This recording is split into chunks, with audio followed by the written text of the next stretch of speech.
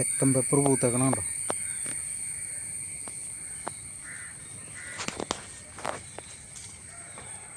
തിപ്പില്ലിയിലാണ് bud graft ചെയ്തേക്കണതാണ്.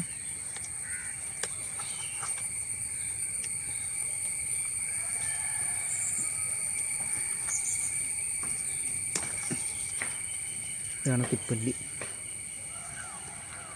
കാട്ടുതിപ്പല്ലി എന്ന് പറയണേ.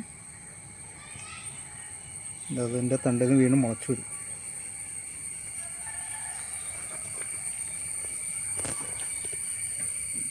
കൂടുതൽ തിരിയുണ്ട്, പക്ഷെ മുളക് എത്രയായിട്ട് ഉണ്ടാവാനായിട്ടൊന്നും കണ്ടിട്ട് എനിക്കത്ര അങ്ങോട്ട് തോന്നണില്ല കൂടുതൽ മുളകുണ്ടെന്നുള്ളത്.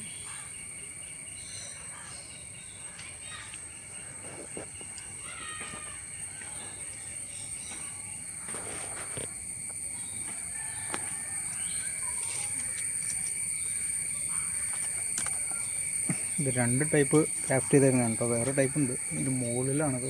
അത് സിംഗിൾ തിരിയാണ്, എന്താണെന്നറിയില്ല.